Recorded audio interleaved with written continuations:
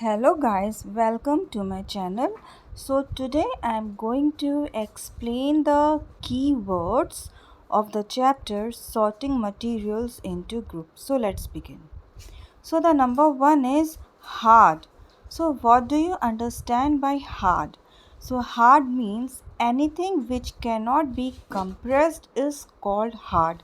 That means वो चीज़ जिसको कि आप कंप्रेस नहीं कर सकते हैं, अगर आप उसको दबा रहे हैं, प्रेस कर रहे हैं, तो वो अपने सेम शेप में है, वो कंप्रेस नहीं हो रहा है. So the answer is anything which cannot be compressed is called hard. Next point is insoluble. So the substances which do not mix with water are called insoluble. Example sand. अब आप लोग ने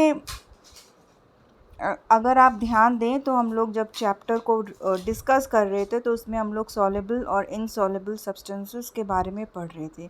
तो उसमें हम लोग ने कुछ एग्जांपल्स भी किए थे, इज़न्ट इट. मैंने एक्सप्लेन किए थे एग्जांपल्स आपको कि 3 या 4 बीकर्स लेना है, उसमें वाटर डालना है और फिर उसमें अलग अलग सैम्पल्स डालना है.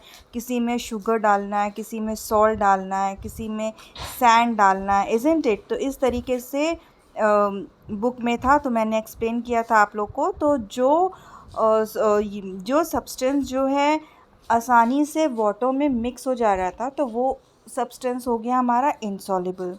वो हो गया सॉल्युबल, जो कि आसानी से मिक्स हो जा रहा था.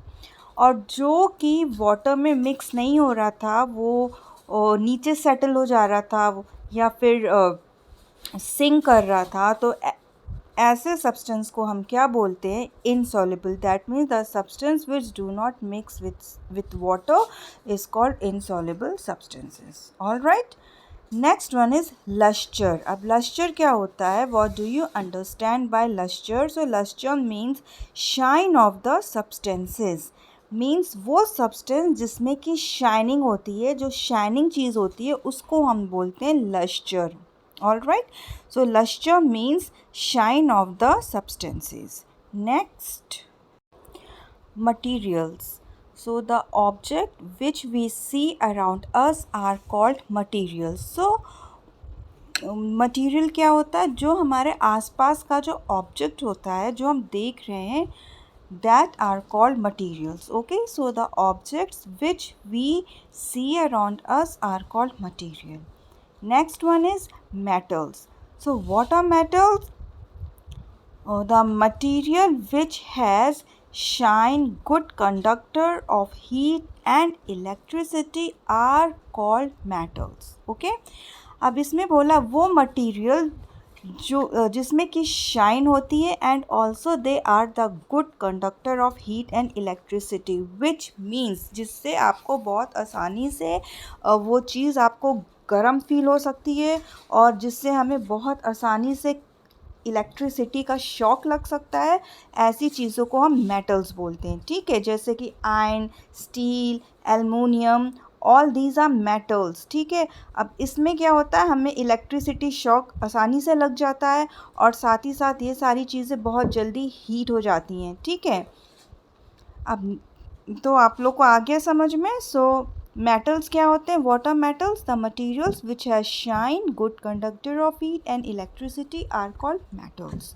Next one is opaque. So what are opaque? The material through which we cannot see are called opaque. So वो material जिससे कि हम आर पार नहीं देख सकते हैं, like wood, cardboard, ये सारी चीज़ें क्या हैं?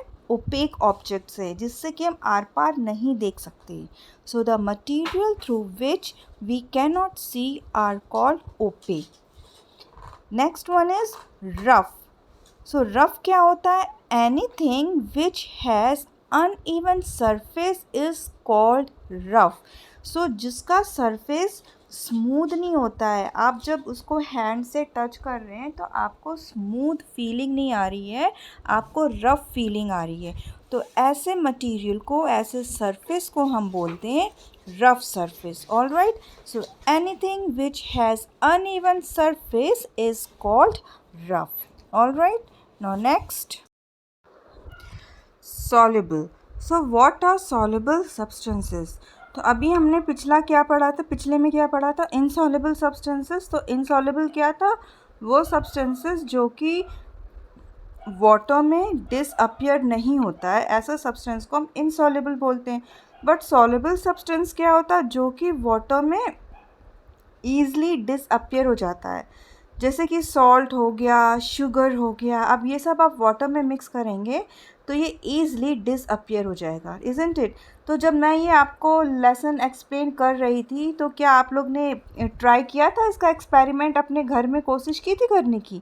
अगर आप लोग ने ट्राई नहीं किया है तो आप आज ही ट्राई करिए, एक अच्छा सा लेमनेड खुद भी बनाइए और अपने मम्मा पापा को भी बना के पिलाइए, ठीक है? कैसे बनाएंगे, एक ग्लास लेंगे, ग्लास में वाटर डालेंगे, उसमें 1 चम्मच शुगर डालेंगे और हाफ लेमन को स्क्वीज़ करके वाटर में डालेंगे और फिर उसको क्या करना है, मिक्स करना है। अब जब आप मिक्स करेंगे तो जो लेमनेड जूस है वो और शुगर, आप ऑब्ज़र्व करिएगा कि ये लेमनेड जूस और शुगर ये ईज़िली डिसअपियर होता है कि नहीं वाटर में, ठीक है? अगर ये डिसअपियर हो गया दैट मीन्स वो हमारा जो सब्सटेंस है, जो हमने शुगर और लेमन मिक्स किया था, वो सॉल्युबल थे, ठीक है? तो क्या हो गया, सॉल्युबल क्या होता है, the material which are mixed with water are called soluble.